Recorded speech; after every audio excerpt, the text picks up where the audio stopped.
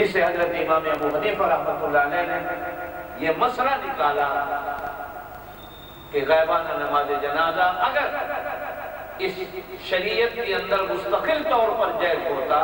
تو حضور علیہ السلام ہر اس بندے کی غائبانہ نماز جنازہ پڑھتے جو مکے اور مدینے سے دور فوت ہوا۔ حضور علیہ السلام نے کسی کی غائبانہ نماز جنازہ نہیں پڑھی، اور اس کی بھی اس لیے پڑھی کہ فرشتے اس کی میت کو اٹھا کر حضور کے سامنے لے آئے، اور حضور علیہ السلام نے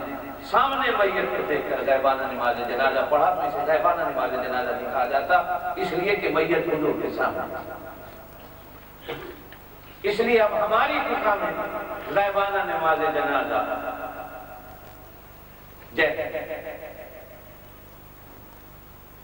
حضرت عثمان غنی رضی اللہ تعالیٰ عنہ پھر حبشے سے مکہ واپس آئے۔ جب حالات درست ہوتے تو حضور علیہ السلام نے حضرت عثمان غنی کو مدینے کی طرف ہجرت کا حکم عطا فرمایا۔ حضرت عثمان غنی رضی اللہ تعالیٰ عنہ مدینہ پاک کی طرف اپنی بیوی حضرت رقیہ کے ساتھ ہجرت فرماتے ہیں اور مدینہ پہنچتے ہیں۔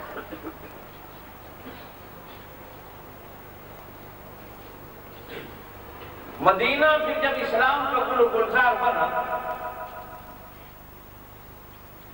مدینہ جب اسلام کا مرکز بنا،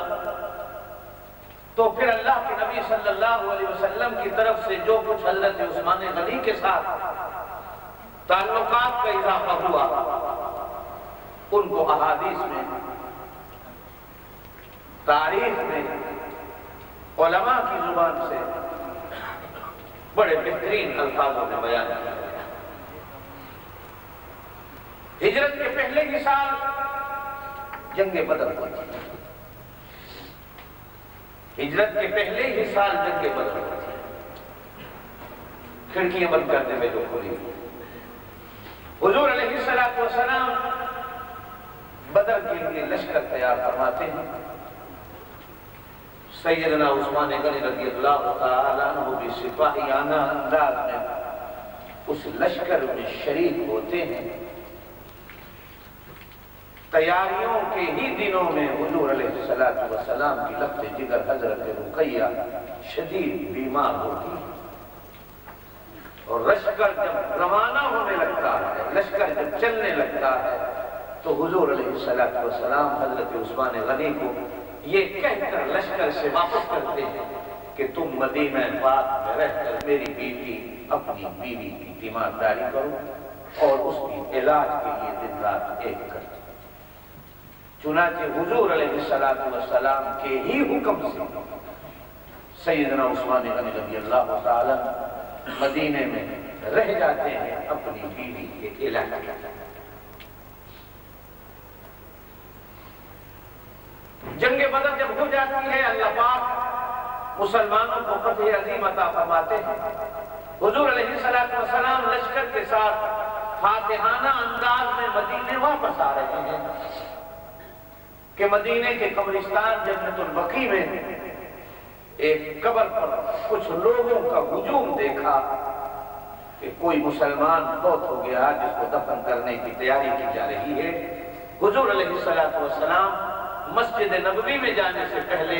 اپنے گھر جانے سے پہلے پتہ کرنے کے لیے جنت البقیع میں آتے ہیں کون فوت ہو گیا،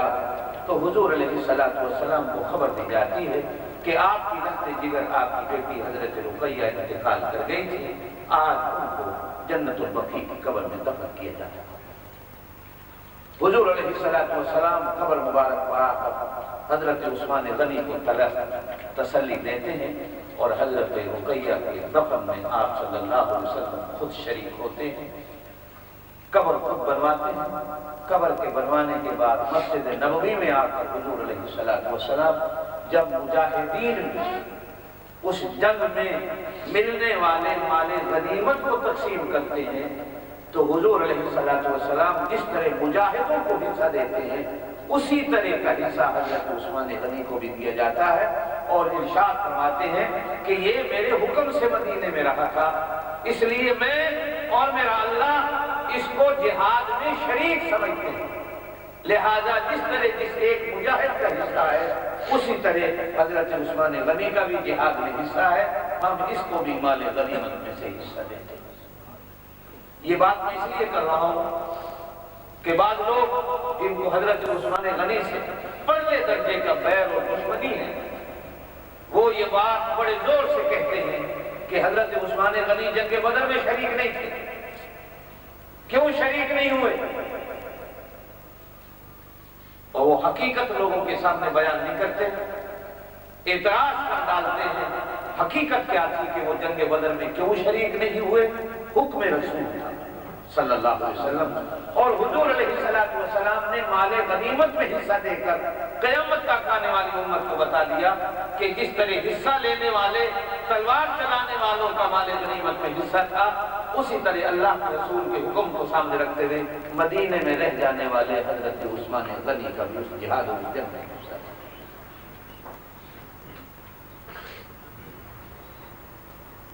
حضور علیہ السلام مسجد نبوی میں تشریف فرما ہے، صحابہ بیٹھے ہیں، حضرت ابو ہریرہ سے روایت ہے، بخاری میں بھی مسلم میں بھی، کہ ایک آدمی سبز کپڑے پہنا ہوا مسجد نبوی کے دروازے کے سامنے سے گزرا۔ حضور علیہ السلام نے دیکھ کر، گزرنے والے کو دیکھ کر مسجد میں بیٹھے ہوئے ارشاد فرمایا کہ یہ بندہ جو بھی مسجد کے دروازے کے سامنے سے گزرا، یہ بندہ جنتی ہے۔ حضرت ابو ہریرہ فرماتے ہیں کہ میں یہ سن کر بھاگا کہ دیکھوں یہ کون بندہ ہے کہ جس کو حضور علیہ السلام جنتی ہونے کی خوشخبری دے رہے ہیں۔ فرماتے ہیں جب میں بھاگا پہنچا، جب چہرے پہ نظر ڈالی تو وہ سیدنا عثمان غنی رضی اللہ تعالیٰ عنہ تھے کہ حضور علیہ السلام نے مسجد نبوی میں بیٹھ کر، مسجد نبوی کے فرش پہ بیٹھ کر، مصلی پہ بیٹھ کر صحابہ کرام کے سامنے حضرت عثمان غنی رضی اللہ تعالیٰ عنہ کو جنتی کہا، جس کے بعد ہمارا یقین ہو گیا کہ یہ شخص جنتی ہے۔ حضرت طلحہ رضی اللہ تعالیٰ عنہ فرماتے ہیں کہ حضور علیہ السلام نے ایک بار ارشاد فرمایا کہ جس نے جیتا جاگتا کو جنتی دیکھنا ہو، وہ صبح شام عثمان غنی کو دیکھ لیا کرے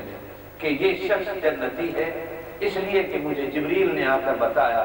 کہ اللہ فرماتے ہیں کہ ہم نے اس شخص پر جنت کو واجب کر دیا، یہ شخص جنتی ہے۔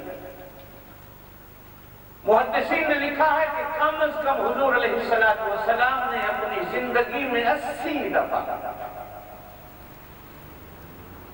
دفعہ حضرت عثمان غنی کو جنتی ہونے کی خوشخبری عطا کی۔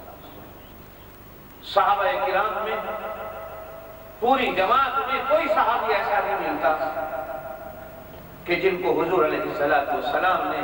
اپنی زبان نبوت سے زندگی میں جیتے جاگتے 80 بار جنت کی خوشخبری دی۔ سن 8 ہجری میں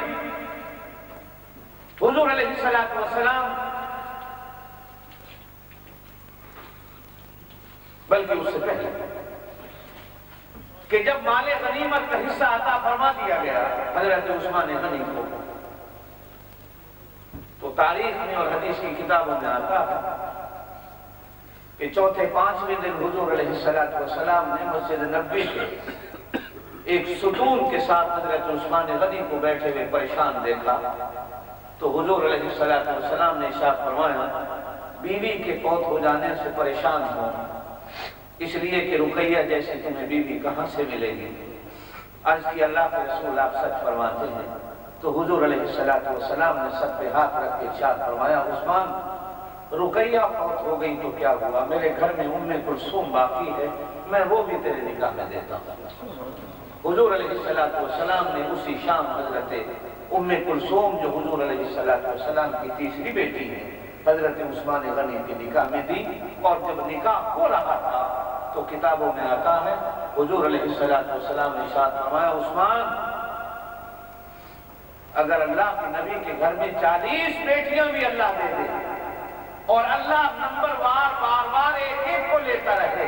تو میں 40 کی 40 بیٹیاں تیرے نکاح میں دیتا ہوں۔ اور بعض کتابوں میں آتا ہے کہ حضور نے 100 کہا، ارشاد پیغمبر ہوا کہ اگر میری 100 بیٹیاں بھی ہوتی اور اللہ پاک ایک ایک کو موت دیتا رہتا تو میں ہر ایک کی موت کے بعد عثمان غنی کے نکاح میں دوسری بیٹی دے دیتے، اس لیے کہ عثمان غنی جیسا مجھے داماد نہیں ملے گا اور عثمان غنی کو میرے جیسا سسر نہیں ملے گا۔